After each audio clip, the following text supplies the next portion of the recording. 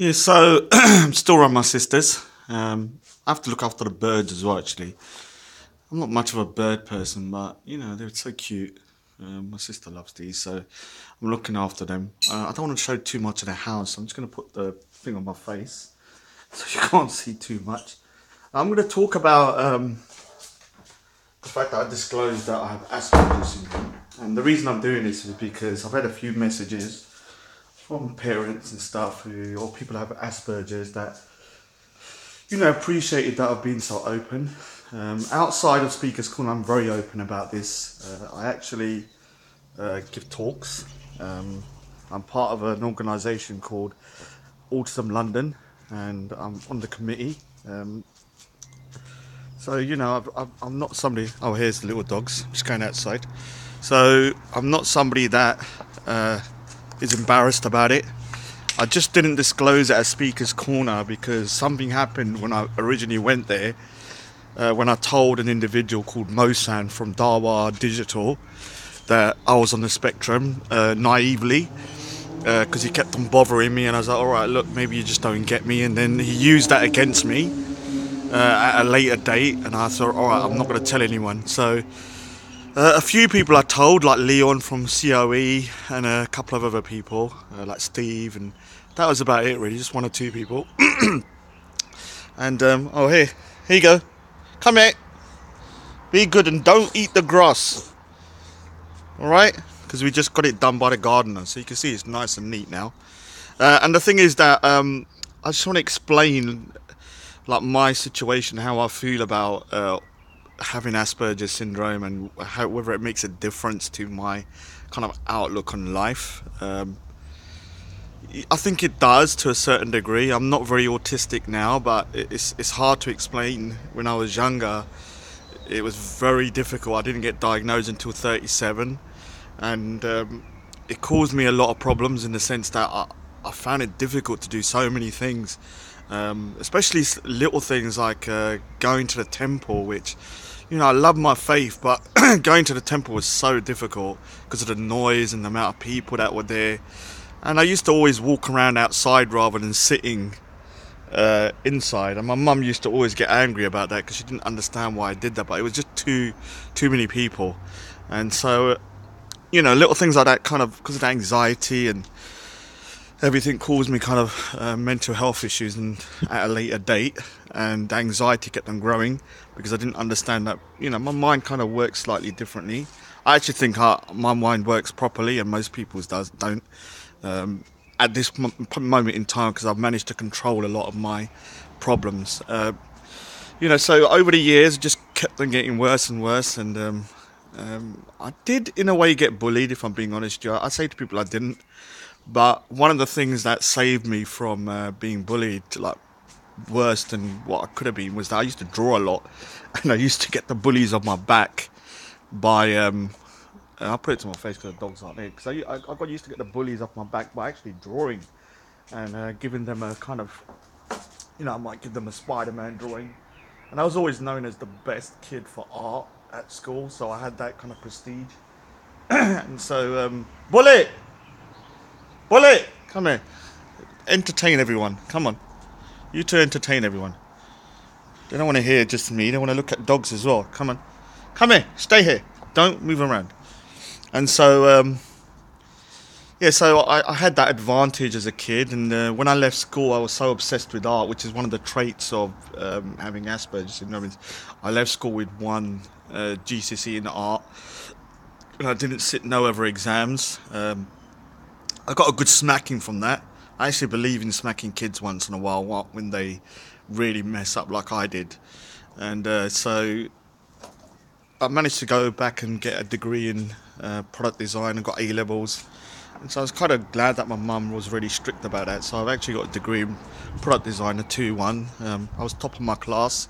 But because of my anxiety and everything, and I started going to drink to socialise, and I became somebody that couldn't socialise without alcohol. And so that kind of escalated out of control. Because wherever I went, if it was a social situation, I'd have to get drunk. and I couldn't do it without it. I wasn't good at chit-chatting or making small talk, which I still don't like, but I've managed to be able to do it. I don't like it, but I can do it. And so my communication when I was younger, I hope this gives people kind of a little bit of kind of like anyone who's on the autistic spectrum or people that have kids, some kind of, you know, I don't know, give them this kind of positivity that, when I was younger, the thought of me going up to Speaker's Corner or speaking in public like the way I do was impossible. I look back and I think, I can't, even now I'm like, wow, I look at my videos, I'm like, I can't believe I'm doing that. And even my family are just like flabbergasted. They're like, what, how are you doing it? So when I got the diagnosis at 37, by that point, my kind of mental state, because of when I was working as well, I had a lot of problems at work. A lot of people on the autistic spectrum have problems at work because we have a very black and white way of thinking, good and wrong, bad and good, which I think is good. And I used to always stand up to things that I thought were wrong, and that resulted in me having 2 tribunal cases against my employers while I was still working with them, and it lasted 2 years. One of the benefits of having Aspergers was that I managed to conduct my whole case by myself and didn't incur any costs from lawyers, and I got a settlement. And so I'm really great at employment law. Actually, I could have become maybe I still can. I could have done employment law as a kind of like a career. Because I became so obsessed with it, but my anxiety in talking in front of people would have been problematic at that time. And so there are positives. Like I said, I can, when I get focused, I can really focus. I don't really need human company per se. I don't get lonely. This is the thing. I don't think I've ever felt loneliness. I've been sick of people, so sometimes I've had people around me too much, and I'm sick and tired of it. So I think that's different. And then there are a few traits that I still have that are quite strong. One of them is that I've eaten baked beans, only Heinz, for like 24 years every day. I'm just eating them now as well, and I don't ever get bored of it. It's very odd because I get bored of food very quickly within 2 or 3 days if I eat too much. But with baked beans, no difference. I also have a tendency to buy multiples of the same clothes. So I found this, like I always wear Reebok classic trainers for like 25 years. I will not wear any other trainers. And I've got hundreds of pairs of them, like old ones just scattered around the house. Also with clothing, like when I found this black Indian kurta pajama that I wear at Speaker's Corner, I went to the shop and brought like all of them. Like there was like 6. And so it looks like I'm always wearing the same clothes, but I'm not. I constantly change. To be honest with you, I don't want to make myself sound like I'm some kind of genius or anything, because I'm not, far from it. But some of the greatest minds, people that have really achieved a lot of things, like Steve Jobs and Bill Gates and Mark Zuckerberg, Einstein, Alan Turing, all of these people had something in common, which is that they used to wear the same clothes. And just watch them from if you see Steve Jobs from 1970 and then you look at him now, the clothes look the same. And the reason for that is that I think, like myself, I just find wasting time trying to figure out what to wear every day is stupid. Just find something you're comfortable in, buy a couple of them, and then just keep on swapping them. And maybe after a while you might find something new. So I kind of think that certain things like that are not really bad traits, but because of social norms, and people go, I have a lot of comments in the section going, oh, he's always wearing the same clothes. I'm not wearing the same clothes. I just wear identical clothes, but I have multiple pairs. And the other thing is that I hope I can kind of, whether you like me or you hate me or whatever, I hope I can kind of show people that having Asperger's syndrome, obviously I need to preface this with the fact that if people are on the autistic, remember autism is a spectrum disorder, and it's not a mental health issue. It's a developmental disorder that affects particular kind of cognitive functions of human beings, of how we see the world and everything. And so there's people that are who have autism And when I say autism, I mean people that are non-verbal, meaning they couldn't speak up to like maybe 5, 6, 7, or may never speak.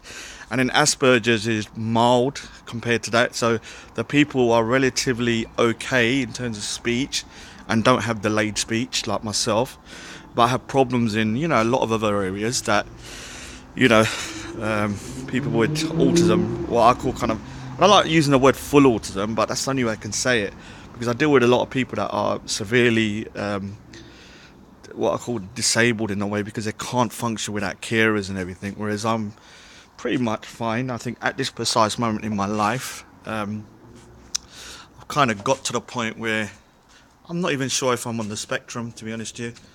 I think I'm either borderline or yeah, she loves to be stroked. She's so cute. She's like, I'm either borderline or a little bit over. A lot of things that I had problems with, like one of the things I couldn't leave London for some reason. Well, obviously I know what anxiety. So I was very rarely did I leave London, and I hadn't gone abroad since the age of 6, and because I couldn't pack my bags, it took me a year.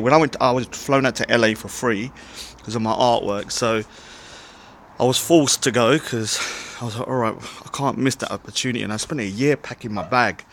I know that sounds absolutely insane now. Even saying it sounds insane, but I spent a year packing my bag.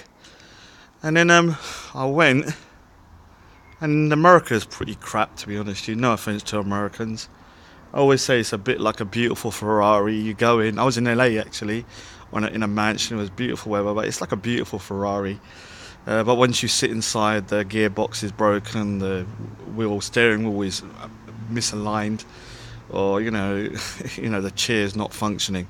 Whereas the UK is more of an old Rolls Royce, not that sexy, but it works and it does what it needs to do. So I appreciated the UK when I come back. Second time I went to LA, just shows you how you can push yourself. I actually went by myself. The first time someone had to accompany me, and I drove him insane. I always say that you can live with me for like a day, but after a day you'll start to hate me a bit. So he's testament to that. And the second time I actually went by myself, and I met him down there, and I was so shocked I managed to be able to do that, because I'd never thought I could go to LA by myself, and I did it. So I was very proud of myself. I'm not always proud of myself, but that time I was like, all right, you've done something that I thought I could never do. So traveling has always been an issue for me. One of the things I do want to say is that I am kind of in a way glad I got diagnosed late. I know it sounds strange, but I always feel that when if I was diagnosed too early, maybe I wouldn't have pushed myself the way I did, and people would have mollycoddled me and allowed me to get away with things. Whereas, although it caused me a lot of depression, and I was very suicidal a lot of times, I was pushed so hard by my family and stuff. One of the things was driving. Most people that are on the autistic spectrum find driving almost impossible, or cannot, or if they do, it's very difficult. It took me 10 years to pass my driving.